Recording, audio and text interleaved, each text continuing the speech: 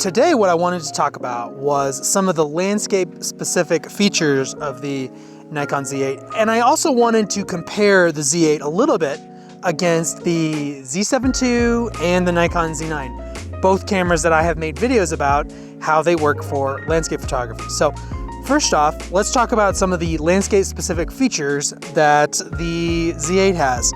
It has the back screen, just like the Z9, which is really handy for on a tripod. It has improved weather sealing from the Z6II, Z7II. Nikon says it's the same as the D850, which is extremely good, in at least both my experience and other people's I've heard about experience. The D850 has extremely good weather sealing. It's not quite as good as the Z9, so that's one thing maybe the Z9 has. But that being said, I don't know that that really matters because the D850 and probably the Z8 are good enough. Like, you know, it's like maybe at another level. So if you're doing something really extreme, the Z9 might be a better option. But this seems really well weather sealed and put together. It has the sensor shield, which is a big deal. I call it a landscape photography feature because you're changing lenses out in the elements, and having your sensor protected like that is a huge deal. And to me, it's one of the bigger differentiators between something like this and the Z7II. So, and we're going to get into that more in a second. Some of the major internal features that are fantastic about this camera for landscape photography really apply to astrophotography more than anything else. It has night shift mode. Let me actually in here look at it. It's called, starlight view, excuse me. So essentially, this allows you to be able to see your composition in near pitch dark conditions. It's really cool. Obviously not shooting astro right now, but it is really cool. You can change the menus and stuff to be red coloring, which is really helpful for those really dark environments. It has backlit buttons, which is also something that the Z9 has.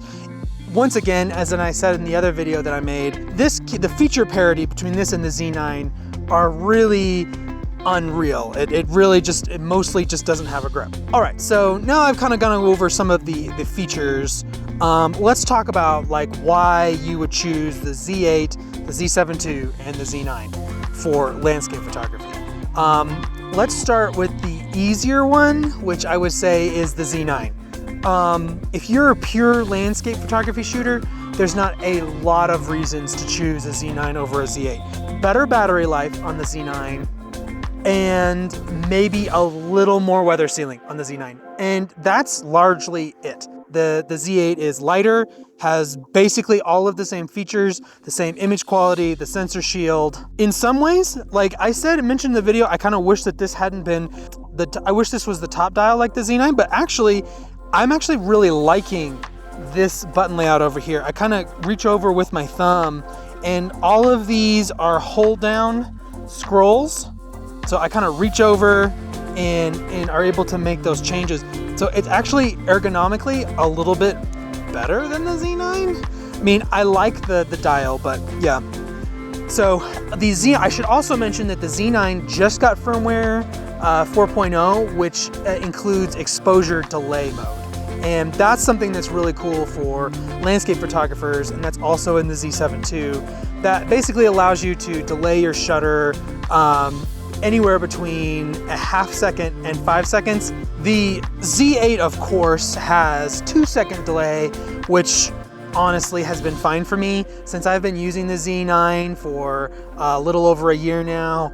I haven't really missed it as far as that. I kind of like the 2-second in between shots. It's a good rhythm, but the exposure delay mode is nice, and it also doesn't have the blinking green light that the 2-second has, so that's kind of nice. So that's in the Z9 now, and that's also in the Z7II. So let's talk about the Z7II versus the Z8.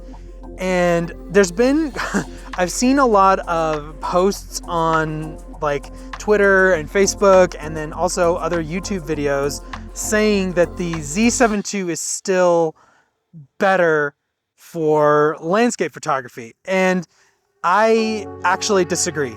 I think that the criteria that you would have the Z7II be better for landscape photography is if one of your criteria is that it costs like between $2,500 and $3,000, which is what the Z7II costs. The other criteria is a little bit of size and weight savings. And it's a little bit, but I think that the better ergonomics of the Z8 make up for the size and weight difference, in my opinion. Now, I think some people feel like it doesn't, but to me, the screen doing this by itself makes this a better landscape camera. The sensor shield by itself makes it a better landscape camera. The astrophotography features make it a better landscape camera, and it has better stabilization and it has better autofocus. And then throw in, if you shoot any video at all, it's way, way superior to the Z7II, but you get all of those features I just described in the Z8. Image quality, like, some people are going to claim, because this is a stacked sensor, that the Z7II has a little bit better image quality or dynamic range or something along those lines. I have shot thousands of pictures with the Z7II, thousands of pictures with the Z9, which is the same sensor as this, and now tens of pictures with the Z8, and there's not a significant image quality difference. There's just not. If you say that there is, I can't find it, and I've been looking for it. So, and I'm pretty persnickety about image quality. You can ask Toby sometime. So, looking at all of those factors, the Z7II is a fantastic landscape photography camera for, $2,500 to $3,000, and there's more used ones on the market. So, if that is one of your criteria, that it's in that price range, then it's perfect. It still is a great landscape photography camera. But if you can go up to the price of the Z8, it is absolutely worth the upgrade, in my opinion. Like I said, and it doesn't have a mechanical shutter, which is one less thing to break. I feel like this camera has better longevity, but also just better reliability and durability.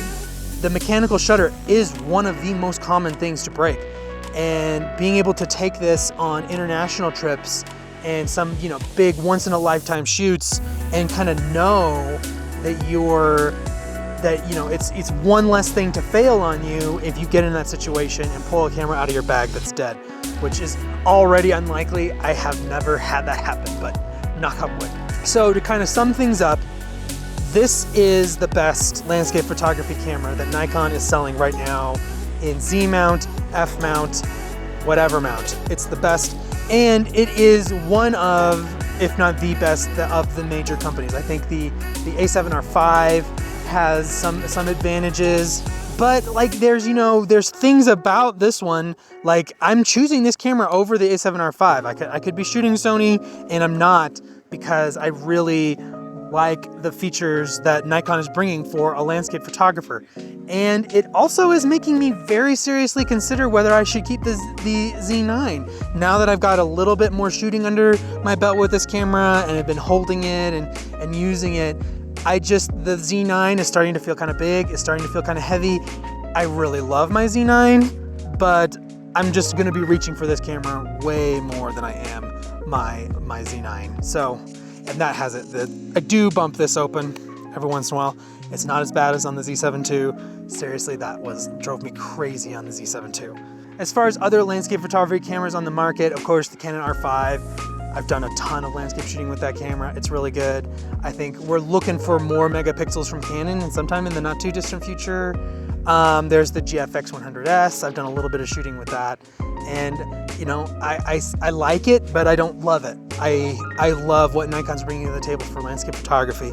So yeah, if you are a Nikon shooter or a prospective Nikon shooter, I think that the Z8 should be at the top of your research list. And I am really enjoying my copy of this lens. So this is just kind of the second video that we've made about the Nikon Z8. We've got more coming. I'm going to be working on a setup guide for this camera. I know ideally I would put it out as soon as the camera drops, because everybody's buying it, but really I want to get to know this camera, and I want the information in that video to be, something that I've used and I know works well and is relevant, rather than just, walking through the menu and, I can tell you right now, if you do buy a Z8, the sensor shield is not activated automatically. So that's a little sneak preview. Go in and turn that on right away. I don't know why Nikon does that, so yeah. All right, so if you are interested in more Z8 videos and eventually a full review, hit that subscribe button, and also hitting the like button for this video is really helpful for us. And with that, we'll see you on the next adventure.